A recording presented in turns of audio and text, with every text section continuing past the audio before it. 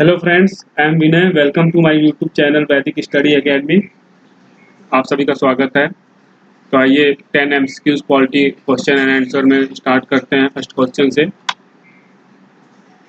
पहला क्वेश्चन है, regulating act 1773 के संदर्भ में निम्नलिखित में से कौन सा कथन सही नहीं है। यानी इसमें ये बताना है कि कौन सा कथन गलत है। पहला ऑप्शन है अधिनियम ए। इस अधिनियम के अंतर्गत कलकत्ता में 1773 में एक सर्वोच्च न्यायालय की स्थापना की गई। ऑप्शन बी, इस अधिनियम के द्वारा बंगाल के गवर्नर को बंगाल के गवर्नर जनरल पद नाम दिया गया। Option C, Lord Warren Hasting Bengal के प्रथम गवर्नर जनरल बने। ऑप्शन डी, इस अधिनियम के द्वारा भारत में ईस्ट इंडिया कंपनी पर नियंत्रण रखने का प्रथम प्रयास किया गया। तो इसका सही आंसर है option number A.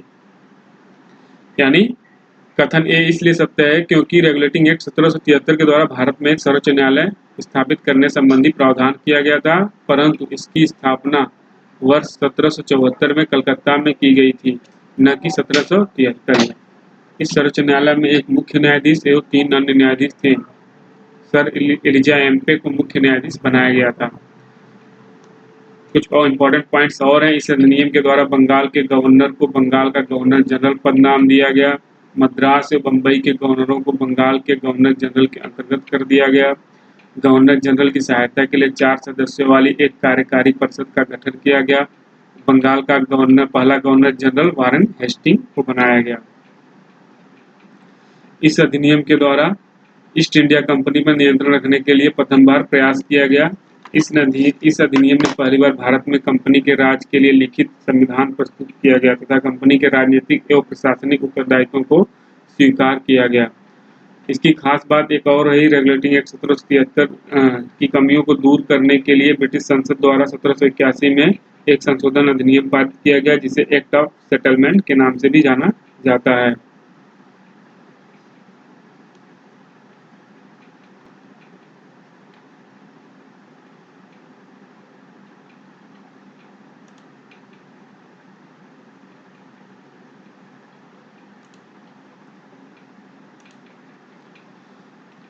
Question number दूसरा है, पिट्स इंडिया एक्ट 1784 के संदर्भ में निम्नलिखित कथनों पर विचार कीजिए। और इसमें है पॉइंट्स जो दिए गए हैं, कथन जो दिए गए हैं वो इस प्रकार हैं। इस अधिनियम द्वारा द्वैध शासन प्रणाली इस अधिनियम द्वारा द्वैध शासन व्यवस्था का प्रारंभ हुआ। इस अधिनियम के द्वारा नियंत्रण मंडल यानी बोर्ड ऑफ कंट्रोल नाम से एक नए निकाय का गठन किया गया, जिसे व्यापार संबंधी प्रबंधन का कार्य सौंपा गया। राजनीति संबंधी प्रबंधन का कार्य संचालन मंडल बोर्ड ऑफ डायरेक्टर्स के हाथों में सौंपा गया। फोर्थ पॉइंट है, कार्यकारी परिषद के सदस्यों की संख्या 4 से घटाकर 3 कर दी गई। तो इसका सही आंसर क्या है? ऑप्शन नंबर बी, यानी केवल 2 और 3। यानी इसमें सही पूछा है और कौन सा गलत है। यानी पहला पॉइंट इसमें ऑप्शन नंबर 2 और 3 इसलिए सही है, इस अधिनियम के द्वारा नियंत्रण मंडल यानी बोर्ड ऑफ कंट्रोल नाम से एक नए निकाय का गठन किया गया, जिसे व्यापार संबंधी प्रबंधन का कार्य सौंपा गया। और तीसरा पॉइंट है, बोर्ड ऑफ डायरेक्टर्स का भी गठन किया गया।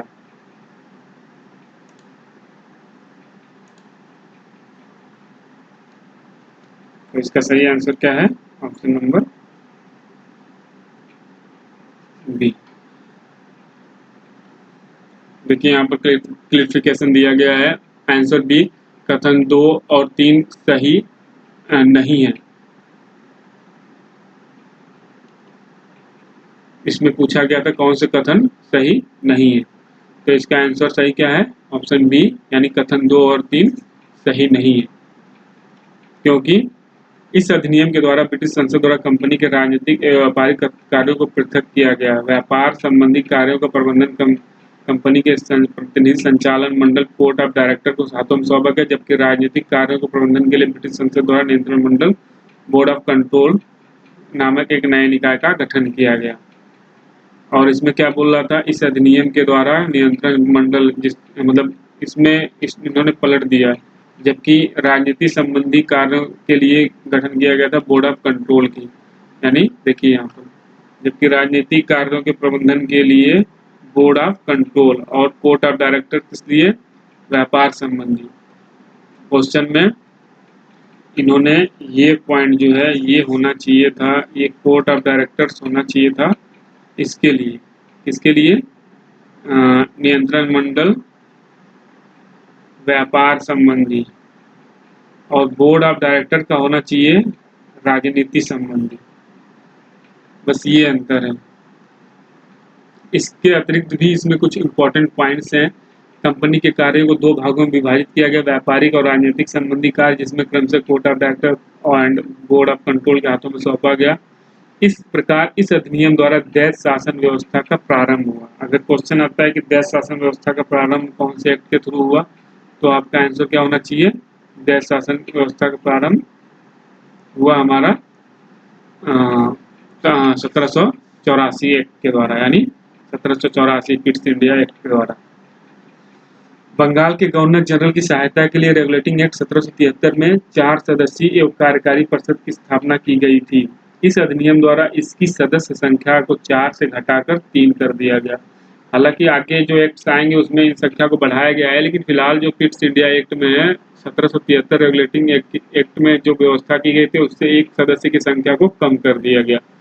इस एक्ट से संबंधित विधेयक ब्रिटिश संसद में तत्कालीन ब्रिटिश प्रधानमंत्री पीट द यंगर ने प्रस्तुत किया था, इसलिए इस विधेयक को पिट्स इंडिया एक्ट के नाम से जाना जाता है। नेक्स्ट क्वेश्चन है, निम्नलिखित अधिनियमों पर विचार कीजिए। 1793 का अधिनियम, 1813 का अधिनियम, 1833 का अधिनियम, 1853 का अधिनियम। उपरोक्त में कौन से अधिनियम चार्टर अधिनियम के नाम से जाने जाते हैं? ऑप्शन ए केवल 1, 2, ऑप्शन बी केवल 1, 2, 3, ऑप्शन सी केवल 2, 3 एंड 4, और ऑप्शन डी चारों यानी 1, 2, 3 एंड 4। तो इसका सही आंसर क्या है? इसका सही आंसर है आपका ऑप्शन नंबर डी। इन सभी अधिनियमों को चार्टर अधिनियम के नाम से जाना जाता है। उपरोक्त सभी अधिनियम चार्टर अधिनियम के नाम से जाने जाते हैं। 1786 एवं 1757 के बीच ब्रिटिश संसद ने कंपनी के मामले में 4 प्रमुख चार्टर अधिनियम पारित किए। उपरोक्त चार्टर अधिनियम 20-20 वर्ष के अंतराल, यानी इसका मतलब अगर पूछा जाए कि चार्टर अधिनियम और इसमें मतलब क्या डिफरेंट है, क्यों इनको चार्टर अधिनियम जाना जाता है? ये चार्टर अधिनियम 20-20 वर्ष के अंतराल पर पारित किए गए। इन्हें चार्टर अधिनियम इसीलिए कहा जाता है क्योंकि इस अधिनियमों के द्वारा कंपनी की आज्ञा पत्र अवधि बढ़ाने के साथ साथ कंपनी के अधिकार, कंपनी और सरकार के बीच संबंध, कंपनी के भारतीय प्रशासन में समय समय पर महत्वपूर्ण बदलाव किए गए। नेक्स्ट क्वेश्चन, निम्नलिखित में से कौन सा कथन असत्य है? ऑप्शन ए 1813 के चार्टर एक्ट के तहत ईसाई मिशनरियों को भारत में कार्य करने की अनुमति प्रदान कर दी गई। 1813 के चार्टर एक्ट के द्वारा भारत में कंपनी के व्यापारिक एकाधिकार को पूर्णतः समाप्त कर दिया गया। 1833 के चार्टर एक्ट के द्वारा गवर्नर जनरल की परिषद में चौथे सदस्य के रूप में विधि सदस्य नियुक्त किया गया, और 1833 के चार्टर एक्ट के द्वारा बंगाल के गवर्नर जनरल को भारत का गवर्नर जनरल बना दिया गया। तो इसका सही आंसर है आपका ऑप्शन नंबर बी। इसमें क्वेश्चन में क्या पूछा है कि कौन सा कथन असत्य है, कौन सा कथन असत्य है, ये पूछा गया है। तो इसमें कौन सा कथन असत्य है, वो है ऑप्शन नंबर बी, यानी ये कथन यानी 1813 चार्टर एक्ट के द्वारा ईसाई मिशनरियों को भारत में कार्य करने की अनुमति प्रदान की गई, सही है बिल्कुल। और ऑप्शन नंबर सी 1833 के चार्टर एक्ट के द्वारा गवर्नर जनरल की परिषद में चौथे सदस्य के रूप में विधि सदस्य नियुक्त किया गया, और 1833 के चार्टर एक्ट के द्वारा बंगाल के गवर्नर जनरल को भारत का गवर्नर जनरल बना दिया गया। ये भी बिल्कुल सही है। कथन भी गलत है क्योंकि 1813 के चार्टर एक्ट के द्वारा भारत में कंपनी के व्यापारिक एकाधिकार को समाप्त कर दिया गया, परंतु चाय और चीन, यानी आपको चाय चीन याद रखना है, चाय और चीन पर कंपनी का व्यापारिक अधिकार बना रहा। 1813 के चार्टर एक्ट द्वारा भारत में ईसाई धर्म के प्रचार की अनुमति प्रदान कर दी। हालांकि ये भी चीज़ें खत्म हो जाएंगी बाद में, चाय और चीनी वाली। लेकिन फिलहाल 1813 के एक्ट के द्वारा इस पे अधिकार कंपनी का बना रहा। अगला पॉइंट्स क्या है जो इम्पोर्टेंट रूप से आपको याद रखने हैं। 1833 के चार्टर एक्ट के तहत गवर्नर जनरल की परिषद में विधि सदस्य के रूप में चौथे सदस्य की नियुक्ति की गई। लॉर्ड मैकाले को विधि सदस्य के रूप में नियुक्त किया गया। लॉर्ड मैकाले की अध्यक्षता में भारत में पहला विधि आयोग गठित किया गया। क्वेश्चन ये बनता है पहला भारत में पहला विधि आयोग, तो लॉर्ड मैकाले की अध्यक्षता में पहले विधि आयोग क्या पूछा जाए कौन से चार्टर एक्ट के तहत किया गया, तो 1813 के चार्टर एक्ट के द्वारा। अगला पॉइंट है 1833 के चार्टर एक्ट के तहत बंगाल के गवर्नर जनरल को भारत के गवर्नर जनरल बना दिया गया और गवर्नर जनरल की सरकार भारत सरकार और उसकी परिषद भारतीय परिषद कहलाई। लॉर्ड विलियम बेंटिक भारत के प्रथम गवर्नर जनरल बने।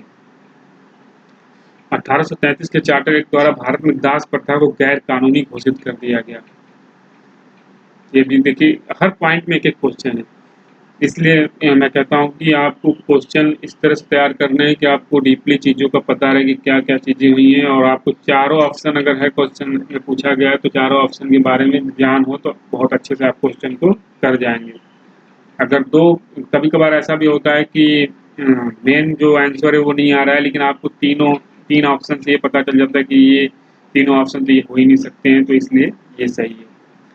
1833 के चार्टर एक्ट में प्रावधान किया गया कि कंपनी के प्रदेशों में रहने वाले किसी भारतीय को धर्म, वंश, रंग या जन्म आदि के आधार पर कंपनी में किसी पद के लिए अयोग्य नहीं ठहराया जा सकता, परंतु बोर्ड ऑफ डायरेक्टर्स के विरोध के कारण इस प्रावधान को समाप्त कर दिया गया। आगे चलकर यह प्रावधान प्रशासन में भागीदारी का मुख्य आधार बना। अगला क्वेश्चन, चार्टर एक्ट 1853 के विषय में निम्नलिखित में से कौन सा कथन सही नहीं है? ऑप्शन ए, चार्टर अधिनियमों की श्रृंखला में यह अंतिम अधिनियम था। इस अधिनियम के द्वारा सिविल सेवकों की भर्ती और चयन हेतु खुली प्रतियोगिता का प्रारंभ किया गया। इस अधिनियम के द्वारा गवर्नर जनरल के लिए एक विधान परिषद का गठन किया गया। इस अधिनियम ने भारतीय विधान परिषद को बजट पर बहस करने की शक्ति प्रदान की। तो इसका सही आंसर क्या है? ऑप्शन नंबर डी, यानी ये ऑप्शन सही नहीं है। 1853 के जो 1853 का एक्ट आया था इनका, इसके आधार पे ये सही नहीं है। पहला ऑप्शन सही है, चार्टर अधिनियम श्रृंखला में अंतिम अधिनियम था। इस अधिनियम के द्वारा सिविल सेवकों की भर्ती और चयन है, तो क्योंकि आपको मैंने जस्ट अभी पीछे क्वेश्चन में बताया कि चार्टर अधिनियम किनको बोले जाते हैं, तो ये देखिए यहाँ पर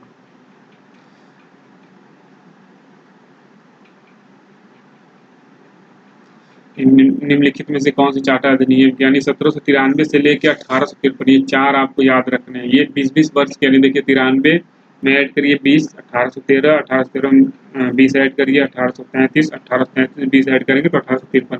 ये लगातार 20-20 साल के अंतराल में आए थे, इसलिए ये 5 नंबर जो क्वेश्चन है ये पहला सही है। ये श्रृंखला में अंतिम अधिनियम था, क्योंकि 1857 में विद्रोह हो गया तो इनको 1858 में एक एक्ट लाना पड़ा, क्योंकि चेंज करना पड़ा, क्योंकि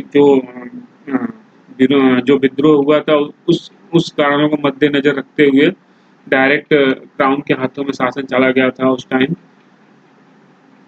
ऑप्शन बी, अब क्लैरिफिकेशन हम आंसर में देखते हैं। ऑप्शन डी असत्य है, क्योंकि विधान परिषद को बजट पर बहस करने की शक्ति भारत परिषद अधिनियम 1892 के द्वारा प्राप्त हुई थी, न कि 1853 के द्वारा। 1793 से 1853 के दौरान पारित किए गए चार्टर अधिनियम श्रृंखला में अंतिम अधिनियम था। इस अधिनियम द्वारा सिविल सेवकों की भर्ती और चयन हेतु खुली प्रतियोगिता की व्यवस्था प्रारंभ की गई। 1854 में भारतीय सिविल सेवा के संबंध में मैकाले समिति का गठन किया गया। गवर्नर जनरल की परिषद में कानून निर्माण में सहायता देने के लिए 6 नए सदस्यों की नियुक्ति की गई।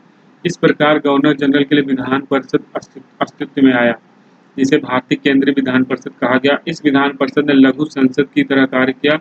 इस प्रकार पहली बार गवर्नर जनरल की परिषद के विधायी एवं प्रशासनिक कार्यों को अलग किया गया। इस अधिनियम के तहत पहली बार भारतीय विधान परिषद में स्थानीय प्रतिनिधित्व प्रारंभ किया गया। इस अधिनियम द्वारा बंगाल के लिए एक पृथक लेफ्टिनेंट गवर्नर की नियुक्ति की गई एवं गवर्नर जनरल को बंगाल के शासन भार से मुक्त कर दिया गया। नेक्स्ट क्वेश्चन है, भारत शासन अधिनियम 1858 के संदर्भ में निम्नलिखित कथनों पर विचार कीजिए। इस अधिनियम के द्वारा भारत के राज्य सचिव नामक एक नए पद का सृजन किया गया, जो कि मैंने अभी जस्ट पीछे बताया कि 1857 में 1857 विद्रोह हुआ तो 1858 में भारत शासन अधिनियम लाया गया और जो शासन था भारत का वो क्राउन के हाथों में यानी महारानी के हाथों में चला गया ब्रिटेन की। और वहाँ पर एक इस अधिनियम के द्वारा भारत के राज सचिव नामक एक नए पद का सृजन किया गया। तो इस क्वेश्चन में हम इन चीज़ों को बारीकी से देखेंगे। दूसरा है कथन कंपनी में कोर्ट ऑफ डायरेक्टर्स और बोर्ड ऑफ कंट्रोल की व्यवस्था बनी रही। तीसरा गवर्नर जनरल पद का नाम बदलकर वायसराय कर दिया गया। लॉर्ड विलियम बेंटिंक भारत के प्रथम वायसराय बने। तो इसमें पूछ रहा है उपरोक्त कथनों में से कौन से सही हैं। तो इसका सही आंसर क्या है? ऑप्शन नंबर बी यानी ऑप्शन नंबर बी 1 और 3। इस अधिनियम के द्वारा भारत के राज सचिव नामक एक नए पद बिल्कुल सही है। कंपनी जो ये तीसरा नंबर है कंपनी गवर्नर जनरल पद का नाम वायसराय। वायसराय का मीन्स यही होता है कि ये क्राउन को रिप्रेजेंट करते हैं। ये किसको रिप्रेजेंट करते हैं? क्राउन को। ये क्राउन को यानी महारानी को रिप्रेजेंट, जब तक महारानी को रिप्रेजेंट किया यानी इन्होंने जब तक महारानी का शासन रहा तब तक वायसराय पद बना रहा। आप ध्यान देंगे तो जब लास्ट में महारानी मतलब वहाँ का शासन खत्म हो गया तो लॉर्ड माउंटबेटन जो थे वो गवर्नर, लास्ट पूछा जाता है लास्ट गवर्नर जनरल तो लॉर्ड माउंटबेटन। क्यों क्यों उनको गवर्नर जनरल बोला जाता है, वायसराय क्यों नहीं? क्योंकि कंपनी का जो महारानी का शासन था वो खत्म कर दिया गया था और भारत सत्ता सौंपने से पहले उनको वहाँ पर काबिज बैठाया गया था कि ये गवर्नर जनरल के रूप में यहाँ पर काम करेंगे। लॉर्ड विलियम बेंटिक भारत के प्रथम वायसराय बने। ऐसा नहीं है, लॉर्ड विलियम बेंटिक भारत के प्रथम गवर्नर जनरल बने थे, जो कि पीछे क्वेश्चन में मैंने जस्ट क्लियरिफिकेशन में बताया गया था। देखिए यहाँ पर लॉर्ड विलियम बेंटिक जो 1813 का चार्टर एक्ट आया था भारत के प्रथम गवर्नर जनरल बने। तो इसका सही आंसर क्या है? Option number B. 2 और 4 गलत है क्योंकि भारत शासन अधिनियम 1858 के द्वारा कंपनी के कोर्ट ऑफ डायरेक्टर्स और बोर्ड ऑफ कंट्रोल को समाप्त कर दिया गया और भारत में देश शासन प्रणाली का अंत हो गया। भारत का प्रथम वायसराय लॉर्ड विलियम बेंटिक को नहीं बल्कि लॉर्ड कैनिंग को बनाया गया। लॉर्ड कैनिंग को बनाया गया। इस अधिनियम के द्वारा भारत के राज सचिव नामक एक नए पद का सृजन किया गया। यह सचिव ब्रिटिश मंत्रिमंडल का सदस्य होता था। ये भारतीय मामलों में ब्रिटिश संसद के प्रति उत्तरदायी होता था। भारतीय प्रशासन पर नियंत्रण की संपूर्ण शक्ति राज सचिव में निहित थी। आप देखेंगे तो कई जो हमारे आगे के जैसे 1919 का है, 1909 का है, तो वो वायसराय और जो भारतीय सचिव थे ब्रिटेन में बैठे हुए, वो उन दोनों के नाम पे ही दोनों का नामकरण हुआ है। भारत सचिव की सहायता के लिए 15 सदस्यीय एक परिषद काउंसिल ऑफ इंडिया का गठन किया गया। यह परिषद एक सलाहकार समिति थी। परिषद का अध्यक्ष भारत सचिव को बनाया गया। गवर्नर जनरल का पद वायसराय कहलाने लगा क्योंकि इस अधिनियम के तहत कंपनी के शासन को समाप्त कर दिया गया। भारत का शासन सीधे महारानी विक्टोरिया के अधीन चला गया। गवर्नर जनरल अब सम्राट के प्रतिनिधि की हैसियत से कार्य करने लगा था। संचालन मंडली, नियंत्रण मंडल एवं गवर्नर जनरल की सभी शक्तियां परिषद सहित भारत सचिव में केंद्रित कर दी गई, जो संसद के प्रति उत्तरदायी थी। भारत सचिव को परिषद को निगमित निकाय घोषित किया गया, जिस पर इंग्लैंड और भारत में दावा किया जा सकता था। नई व्यवस्था का प्रारंभ महारानी विक्टोरिया की घोषणा के साथ हुआ, जिसकी घोषणा इलाहाबाद में आयोजित एक विशेष दरबार में 1 नवंबर 1858 में की गई थी। कथन 1 और 3 सही है। क्वेश्चन नंबर 7, भारत शासन अधिनियम 1861 के विषय में निम्नलिखित में से कौन सा कथन असत्य है? तो इसका सही आंसर क्या है? Option number C. ये कथन क्या है? असत्य है, क्योंकि यह अधिनियम वायसराय को आपातकाल में परिषद की संस्तुति के बिना अध्यादेश जारी करने की शक्ति प्रदान करता है, परंतु इसकी अवधि 1 वर्ष नहीं बल्कि 6 माह होती थी। यहाँ पर अगर 6 माह होता तो ये सही रहता, लेकिन ये क्या है? गलत है। नेक्स्ट क्वेश्चन 8वां, भारत परिषद अधिनियम 1909 के संदर्भ में निम्नलिखित में से कौन से कथन सत्य हैं? इस अधिनियम के द्वारा पहली बार विधान परिषद को बजट पर बहस करने की अनुमति प्राप्त हुई। इस अधिनियम के द्वारा सांप्रदायिक निर्वाचन प्रणाली की शुरुआत हुई। यह अधिनियम मॉन्टेग्यू चेम्सफोर्ड सुधार के नाम से जाना जाता है। तो इसका सही आंसर क्या है 8 नंबर का? ऑप्शन बी, क्योंकि इस अधिनियम के द्वारा सांप्रदायिक निर्वाचन प्रणाली की शुरुआत हुई 1909 के तहत ही। और इसको मॉन्टेग्यू चेम्सफोर्ड जो सुधार है ये है 1919 का, ना कि 1909 का। देखिए आगे, इसको मार्ले मिंटू सुधार के नाम से जाना जाता है। यहाँ पर मार्ले मिंटू सुधार के नाम से जाना जाता है, न कि मॉन्टेग्यू। मार्ले जो थे भारत सचिव थे और लॉर्ड मिंटू जो थे भारत के वायसराय थे।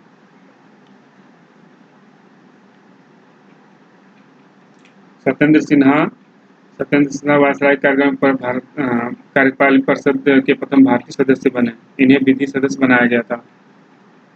भारत शासन अधिनियम 1919 के संदर्भ में निम्नलिखित में से कौन सा कथन असत्य है? इस अधिनियम ने भारत में आंशिक रूप से उत्तरदायी शासन व्यवस्था की स्थापना की। इस अधिनियम के द्वारा केंद्र में द्विसदनी व्यवस्था प्रारंभ की गई। इस अधिनियम द्वारा केंद्र में द्वैध शासन की स्थापना की गई।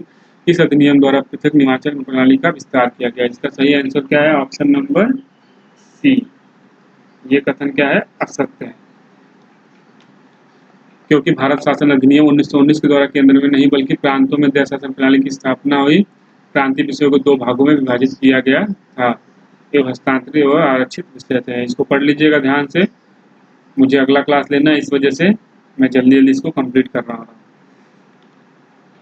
लास्ट क्वेश्चन नंबर 10, निम्नलिखित पर विचार कीजिए। प्रांतीय स्वायत्तता, प्रांतों में द्वैध शासन, तीसरा संघीय व्यवस्था, चौथा संघीय न्यायालय की स्थापना, पांचवा भारतीय रिजर्व बैंक की स्थापना। उपरोक्त में से कौन से भारत शासन अधिनियम 1935 संदर्भ में सही है? तो इसका सही आंसर क्या है? ऑप्शन नंबर सी, यानी कथन 2 असत्य है, क्योंकि भारत शासन अधिनियम 1935 के द्वारा अधिनियम 1919 में लागू की गई प्रांतों में द्वैध शासन व्यवस्था समाप्त करके केंद्र में द्वैध शासन की स्थापना की गई। केंद्रीय विषय को आरक्षित और हस्तांतरित भागों में विभाजित किया गया। प्रतिरक्षा, वैदेशिक मामले, धार्मिक मामले, ईसाई धर्म संबंधित कबायली क्षेत्र आरक्षित विषय थे। आप इसको ध्यान से पढ़ लीजिएगा जो भी आपको डाउट लगे, और इसके बाद जो है क्वेश्चन को अच्छे से तैयार करिए सही तरीके से, जिससे आपको एग्जामिनेशन में कोई दिक्कत ना हो। Thank you friends, thank you so much. मिलते हैं कल। अगर वीडियो अच्छा लगे तो चैनल को लाइक और सब्सक्राइब करिए।